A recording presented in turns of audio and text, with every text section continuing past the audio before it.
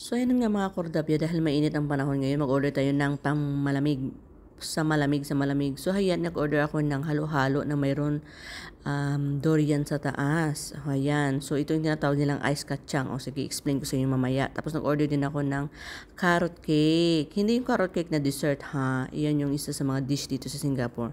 So yan nga, ang in-order ko is ice kacang. It means bean ice. Yung tinatawag nilang ice kacang, bean ice. Ibig sabihin, yung mga ice cream dito, ice cream, yung halo-halo nila dito, di ba halo-halo mix-mix, ganon. Mayroon talagang beans, red bean kadalasan. Meron din silang, ano dito, yung green bean, yung munggo. Meron din black beans. Pero kadalasan talaga, red bean talaga sa ilalim. Tapos may mga jelly-jelly. So, ayan, ang binili ko yung may durian sa taas para maiba naman kasi kadalasan kasi ino-order ko yung ice kacang na plain, yung may ano lang, yung ice lang, tapos may mga beans yun lang.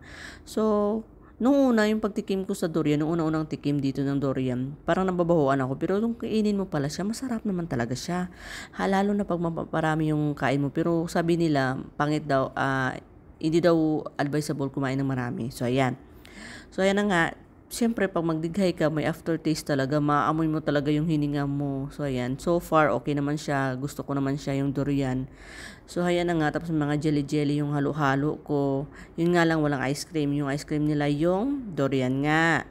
And then, siyempre, kung mag-order ka ng ibang na may ice cream sa taas, meron naman sila. Pero iba naman yung variety. Tapos, yung nilalagay nilang gatas, instead of evap or condense, gata, yung coconut milk guys. So, parang malinamnam siya. Nung una sabi ko baka nga magtae ako nito kasi nga, di ba gata? So, okay naman siya.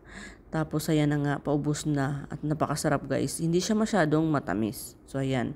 So, syempre, yung next natin kakainin is carrot cake. Hindi yun siyang dessert na sinasabi natin na. Yung carrot cake dito sa Singapore is yung made of glutinous rice flour na cake.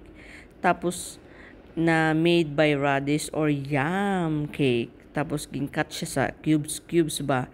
Tapos, fry siya until maging crispy. Tapos, nilagyan siya ng egg, scrambled egg or omelette. Tapos, binilagyan siya ng spring roll sa garnishing kumbaga. Tapos meron silang special sauce na nilagay, parang kikap manis. Alam mo yung parang matamis siya na soy sauce na parang made in Malaysia yata or Indonesia. Basta masarap talaga siya guys. Tapos nagpasarap siya lalo ay yung anong tawag dito?